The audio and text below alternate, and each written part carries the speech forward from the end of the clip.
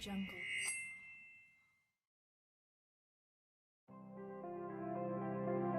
Selamat datang di Badan Pengelolaan Keuangan dan Aset Daerah Provinsi Lampung.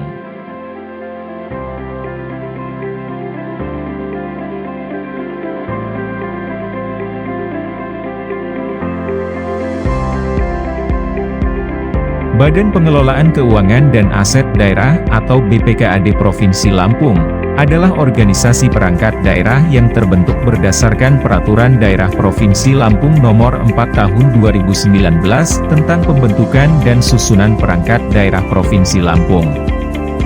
Badan Pengelolaan Keuangan dan Aset Daerah Provinsi Lampung merupakan kelanjutan tugas dan wewenang Badan Keuangan Daerah Provinsi Lampung, yaitu mempunyai tugas pokok membantu gubernur, melaksanakan fungsi penunjang urusan pemerintahan bidang keuangan dan aset daerah provinsi berdasarkan asas otonomi dan tugas lain sesuai dengan kebijakan yang ditetapkan oleh gubernur berdasarkan peraturan yang berlaku. Berikut adalah struktur organisasi BPKAD Provinsi Lampung. BPKAD Provinsi Lampung dipimpin oleh 1 kepala badan dan 1 sekretaris, yang membawahi 3 sub-bidang sekretariat. Terdiri dari Kepala Sub-Bagian Umum dan Kepegawaian, Kepala Sub-Bagian Perencanaan, dan yang terakhir Kepala Sub-Bagian Keuangan dan Aset. Selain itu, pada BPKAD terdapat 5 bidang: Kepala Bidang Perencanaan Anggaran Daerah, Kepala Bidang Perbendaharaan, Kepala Bidang Akuntansi, Kepala Bidang Evaluasi, Pembinaan Kabupaten atau Kota dan Investasi. Lalu yang terakhir Kepala Bidang Pengelolaan Aset Daerah.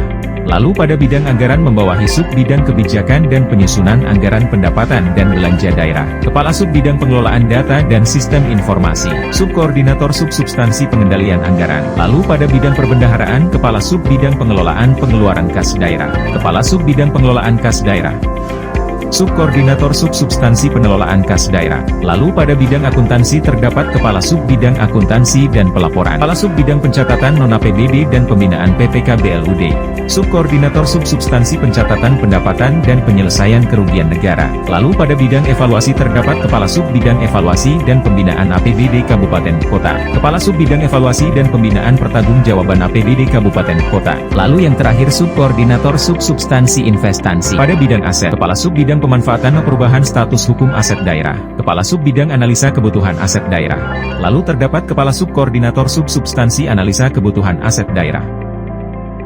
Untuk terus meningkatkan kinerja Badan, BPKAD Provinsi Lampung melakukan berbagai terobosan, diantaranya adalah aplikasi SIPPKD.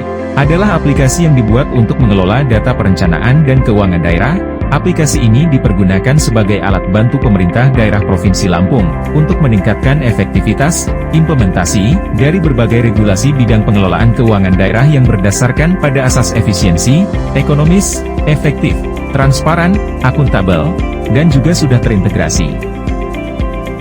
Selain itu, BPKAD Provinsi Lampung mempunyai aplikasi e-evaluasi, yang dimana aplikasi ini berfungsi untuk memantau semua kabupaten atau kota dalam evaluasi perubahan APBD berjalan, perencanaan APBD, dan pertanggungjawaban APBD. Lalu dalam pengelolaan aset, bidang aset ditunjang oleh aplikasi Sensus Aset BMD atau Sistem Informasi Inventarisasi Barang Milik Daerah.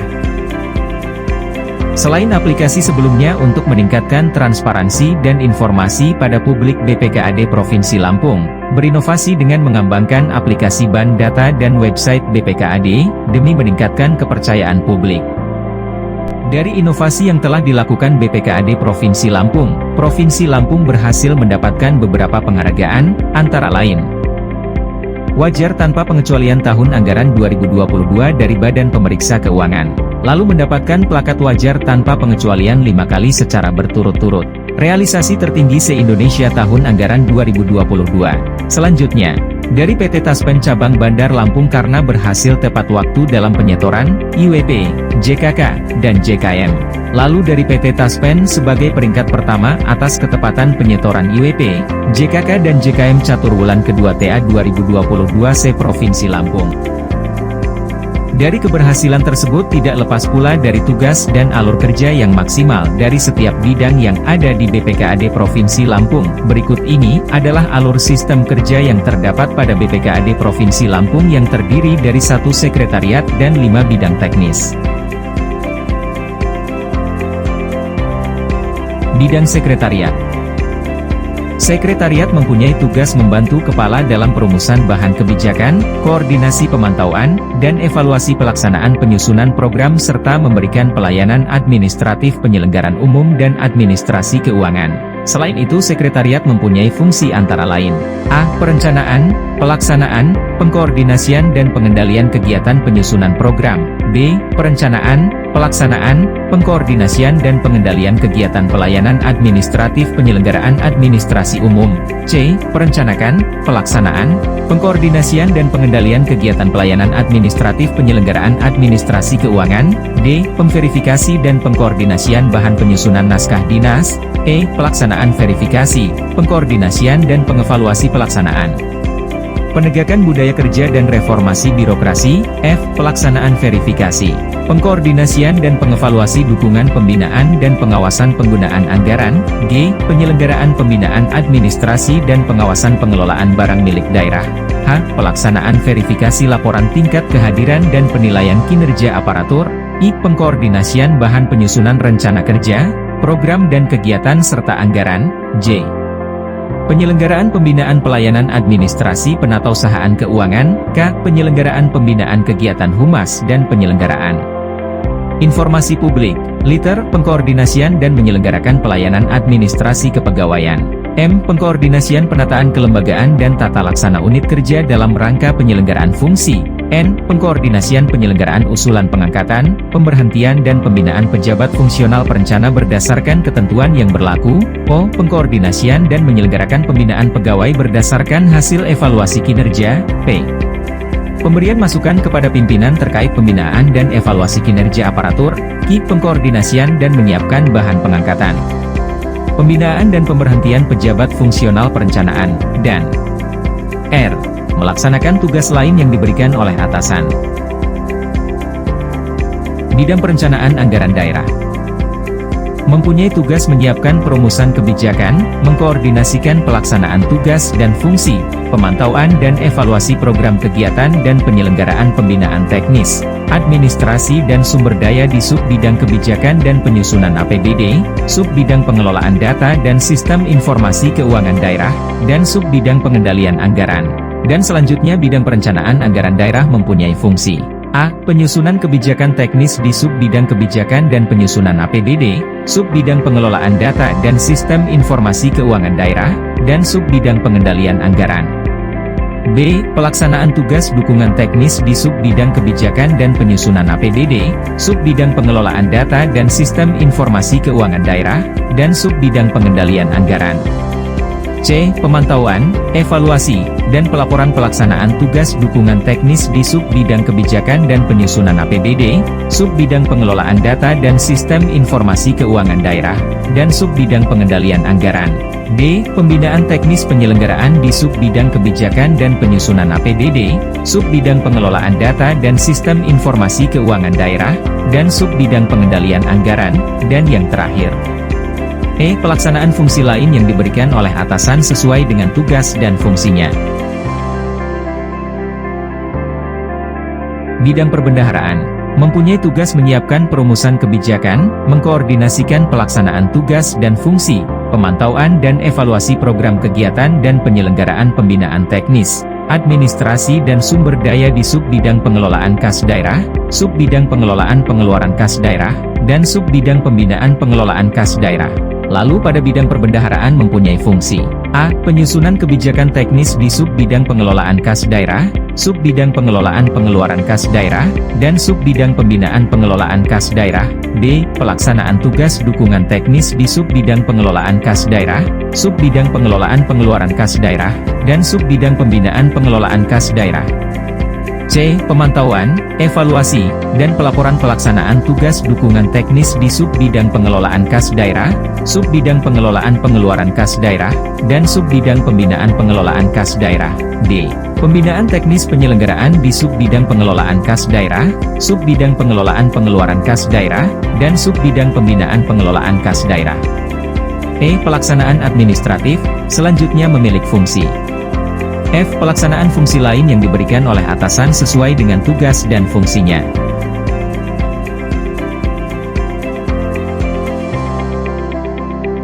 Bidang akuntansi mempunyai tugas menyiapkan perumusan kebijakan, mengkoordinasikan pelaksanaan tugas dan fungsi, pemantauan dan evaluasi program kegiatan dan penyelenggaraan pembinaan teknis, administrasi dan sumber daya di sub-bidang akuntansi dan pelaporan, sub-bidang pencatatan pendapatan dan penyelesaian kerugian negara, sub-bidang pencatatan non-APBD dan pembinaan PPKBLUD.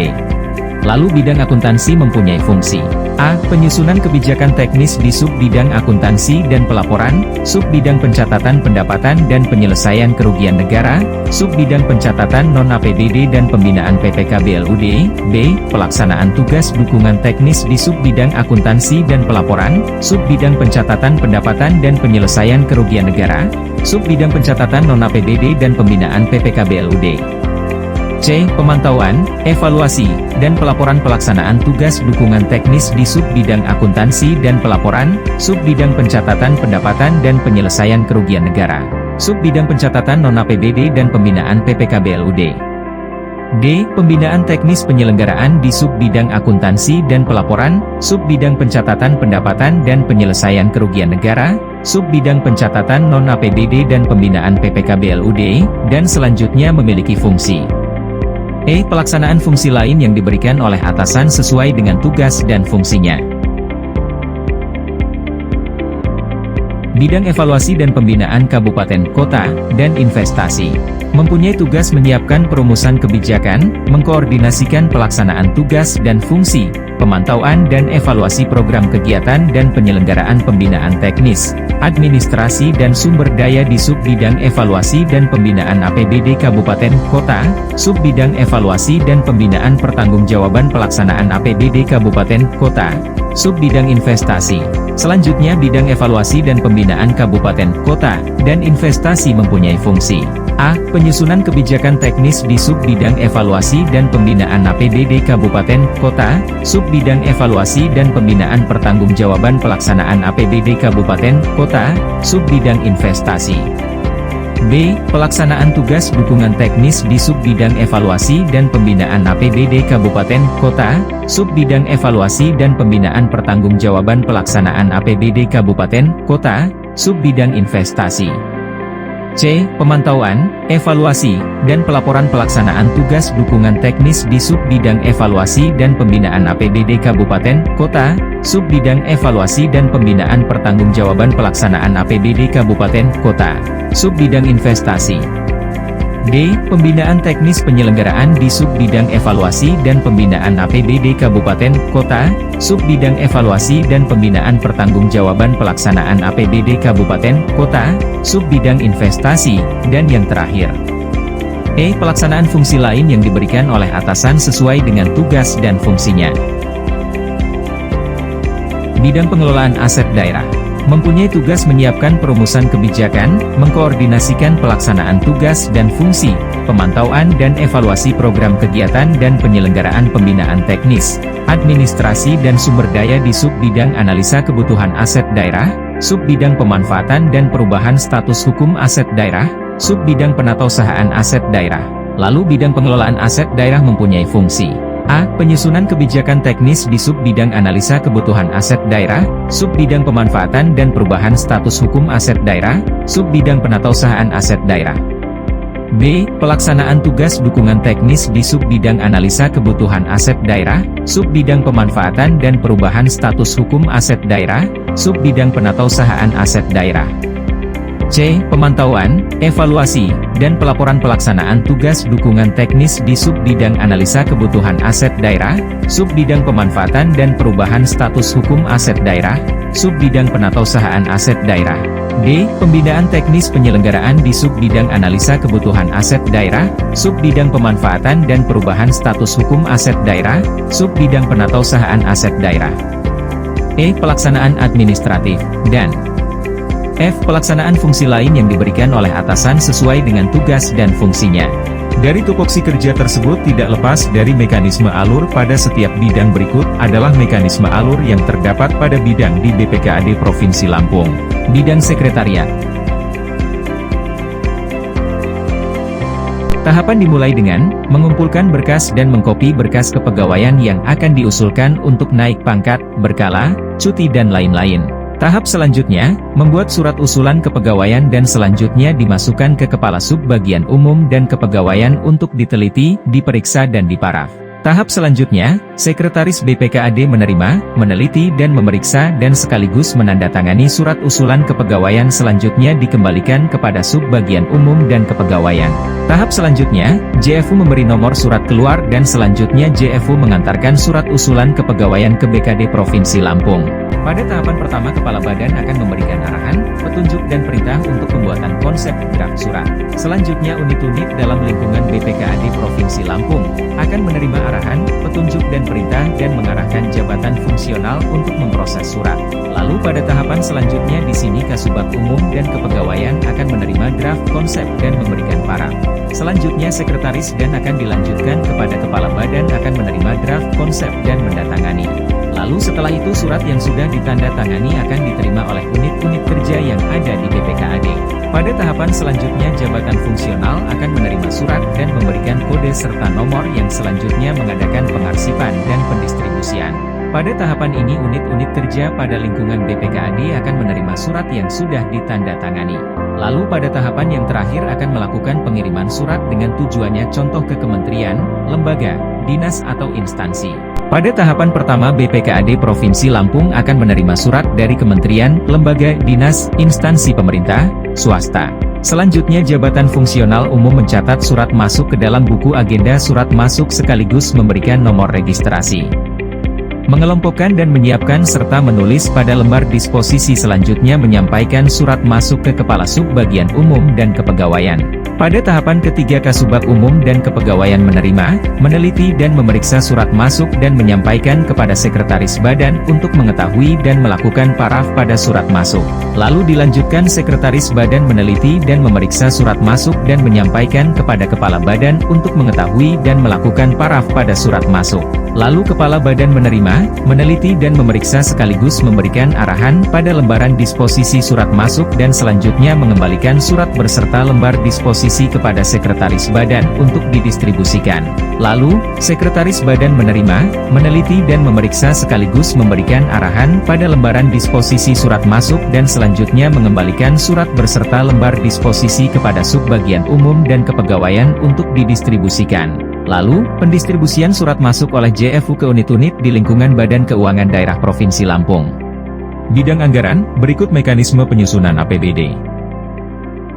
RKPD merupakan dokumen perencanaan pemerintah daerah untuk periode 1 tahun. Sebagai suatu dokumen resmi rencana daerah, RKPD mempunyai kedudukan strategis, yaitu menjembatani antara perencanaan strategis jangka menengah dengan perencanaan dan penganggaran tahunan. Lalu pada minggu kedua pada bulan Juli KDH menyampaikan rancangan KUA dan rancangan PPAS. Selanjutnya pada minggu kedua di bulan Agustus, akan masuk pada tahapan kesepakatan rancangan KUA dan PPAS, dilanjutkan minggu ketiga dilanjutkan penyusunan RKA, SKPD.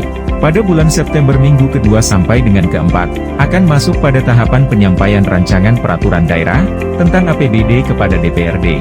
Lalu pada bulan Oktober selama 60 hari, Kepala Daerah wajib mengajukan rancangan perda tentang APBD disertai penjelasan dan dokumen pendukung kepada DPRD. Lalu pada bulan November selama 1 bulan Kepala Daerah dan DPRD wajib menyetujui bersama rancangan perda tentang APBD paling lambat 1 bulan sebelum dimulainya tahun anggaran. Selain itu juga menyampaikan rancangan perkada tentang penjabaran APBD ke Kemendagri untuk dievaluasi paling lambat 3 hari kerja setelah persetujuan bersama. Lalu hasil evaluasi rancangan perda tentang APBD akan dievaluasi paling lama selama 15 hari. Lalu pada tanggal 31 di bulan Desember, masuk pada tahapan penetapan rancangan perda tentang APBD dan rancangan perkada tentang penjabaran APBD. Lalu pada penyusunan perubahan APBD. RKPD merupakan dokumen perencanaan pemerintah daerah untuk periode 1 tahun. Sebagai suatu dokumen resmi rencana daerah, RKPD mempunyai kedudukan strategis, yaitu menjembatani antara perencanaan strategis jangka menengah dengan perencanaan dan penganggaran tahunan. Lalu pada minggu ke-1 pada bulan Agustus KDH menyampaikan rancangan KUA dan rancangan PPAS. Masih dalam bulan yang sama pada minggu ke-2 akan dilaksanakan kesepakatan rancangan KUAPPAS dan minggu ke-3 akan dimulai penyusunan RKAS KPD. Pada bulan September minggu ke-2 akan masuk pada tahapan penyampaian rancangan peraturan daerah tentang APBD kepada DPRD. Dengan poin yang harus diperhatikan. Kepala daerah dan DPRD wajib menyetujui persetujuan bersama rancangan perda tentang perubahan APBD paling lambat 3 bulan sebelum tahun anggaran berakhir. Lalu pada bulan Oktober akan masuk pada tahapan antara lain, menyampaikan rancangan perda tentang perubahan APBD ke Kemendagri untuk dievaluasi paling lambat 3 hari kerja setelah persetujuan bersama. Hasil evaluasi rancangan perda tentang perubahan APBD paling lama 15 hari kerja. Lalu masuk pada penetapan perda tentang perubahan APBD dan perkada tentang penjabaran perubahan APBD sesuai dengan hasil evaluasi. Selanjutnya akan kita tampilkan flowchart mekanisme penganggaran hibah.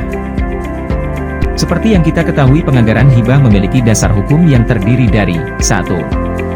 Peraturan Menteri Dalam Negeri Nomor 77 Tahun 2020 tentang Pedoman Teknis Pengelolaan Keuangan Daerah. 2. Peraturan Gubernur Lampung Nomor 56 Tahun 2021 tentang Pedoman Sistem Prosedur Pengelolaan Keuangan Daerah, yang dimana penganggaran hibah diawali dengan pengajuan permohonan usulan hibah kepada Gubernur melalui SKPD atau perangkat daerah terkait. Selanjutnya SKPD terkait akan melakukan diadministrasikan serta memverifikasi dan dievaluasi usulan hibah, yang memperhatikan diantaranya 1.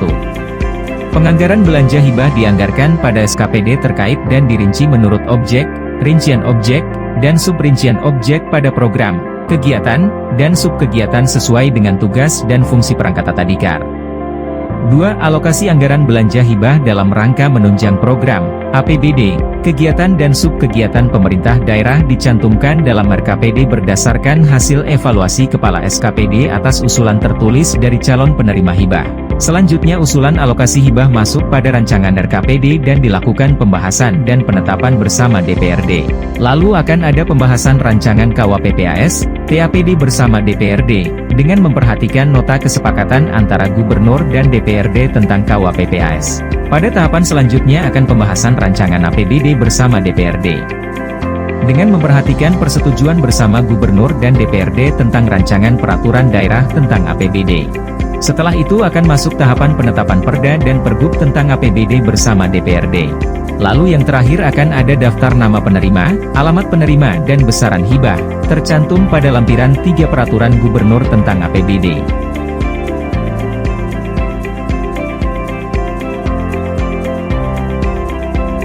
Bidang perbendaharaan. Proses pembuatan SP2D. Perangkat daerah menyampaikan dokumen SPP dan SPM pada bagian tata usaha sekretariat. Selanjutnya petugas registrasi meregis SPP dan SPM dilanjutkan mendisposisikan kepada Kabid Perbendaharaan melalui sekretaris. Selanjutnya Kabid Perbendaharaan mendisposisikan kepada Kasubdit, dan diteruskan kepada staf perbendaharaan sebagai verifikator untuk memverifikasi pajak dan dilanjutkan memberi nomor register SP2D. Pada tahapan selanjutnya staf perbendaharaan membuat SP2D. Dilanjutkan mencetak SP2D yang telah dibuat oleh staf perbendaharaan. Pada langkah selanjutnya staf perbendaharaan memverifikasi berkas SP2D kemudian memparaf berkas untuk dilanjutkan kepada Kasubdit. Kasubdit memperhatikan berkas SP2D untuk diparaf dan dilanjutkan kepada Kabid atau kuasa BUD. Berkas dilanjutkan untuk ditandatangani oleh kuasa BUD. Berkas dilanjutkan untuk ditandatangani oleh kuasa BUD. Setelah SP2D ditandatangani dilanjutkan membuat daftar penguji. Dilanjutkan dengan maker SP2D. Pada tahapan terakhir berkas SP2D telah dapat di-approve. Bidang akuntansi. Berikut mekanisme siklus akuntansi. Pada tahapan pertama bidang akuntansi menerima dokumen transaksi yang terdiri dari bukti penerimaan kas, bukti pengeluaran kas, bukti memorial. Pada tahapan selanjutnya, dokumen transaksi akan menjadi buku register, buku jurnal yang terdiri dari jurnal penerimaan kas, jurnal pengeluaran kas, dan jurnal umum. Selanjutnya masuk buku besar yang isinya, kumpulan rekening ringkasan dan rincian. Selanjutnya, dari data sebelumnya akan disajikan juga dalam bentuk kertas kerja. Dan pada tahapan yang terakhir akan menghasilkan laporan yang terdiri dari, realisasi anggaran, perubahan akuitas, neraca, operasional, arus kas, perubahan saldo anggaran lebih, dan CAL. Bidang evaluasi. Berikut mekanisme proses evaluasi Ranperda APBD Kabupaten Kota. Ranperda Penjabaran APBD Kabupaten Kota. Berkas Raperda APBD akan dibahas bersama Pemda. Jika tidak setuju akan dibuat Ranperbuk atau wali sebesar Pagu APBD tahun lalu, paling lama proses 15 hari dan akan dikirim ke gubernur lalu disahkan paling lama 30 hari, baru dapat ditetapkan. Dan jika setuju, penyampaian Raperda APBD dan Ranperwal, Buk Perjabaran APBD paling lama 3 hari, dan akan dievaluasi gubernur paling lama 15 hari. Jika melewati batas evaluasi, maka akan langsung ditetapkan wali kota atau bupati menjadi perda atau perwalbuk. Akan tetapi gubernur akan berkonsultasi kepada Menteri Dalam Negeri dan berkoordinasi kepada Kementerian Keuangan. Jika evaluasi telah selesai dan jika tidak sesuai maka akan diberikan waktu penyempurnaan selama 7 hari dan ditetapkan perda atau perwalbuk oleh wali kota atau bupati. Akan tetapi jika tidak disempurnakan, Menteri Dalam Negeri usul ke Kementerian Keuangan untuk penundaan atau pemotongan dana transfer umum. Akan tetapi jika hasil evaluasi sesuai dengan undang-undang, gubernur akan melaporkan kepada Menteri Dalam Negeri dan dilanjutkan penetapan perda dan perwalbuk ke wali kota atau bupati. Bidang pengelolaan aset daerah. Berikut mekanisme penyusunan neraca aset daerah. Pada proses pertama, staf bidang aset akan menginput data yang terdiri dari belanja modal, belanja lainnya yang kapitalisasi sebagai aset, dan perolehan lainnya yang sah. Lalu proses selanjutnya admin akan verifikasi kelengkapan dokumen, kode barang, foto barang, pemilahan aset atau bukan aset, kelengkapan informasi. Selanjutnya masuk pada tahapan SIM aset, yang dimana data yang akan diposting antara lain, lokasi ruangan, alamat, titik koordinat, kelengkapan informasi. Ini adalah sebuah cerminan dari komitmen kami untuk melayani dengan integritas, dedikasi, dan semangat untuk kemajuan masyarakat. Dalam perjalanan yang telah kami lalui bersama, kami telah menghadapi banyak tantangan, meraih banyak pencapaian, dan tumbuh menjadi sebuah perangkat daerah yang berfokus pada pelayanan yang lebih baik. Kami berterima kasih kepada semua pihak yang telah mendukung kami dalam perjalanan ini. Bersama-sama, kami akan terus berusaha untuk meningkatkan kualitas hidup masyarakat Lampung dan menciptakan sebuah lingkungan yang lebih baik.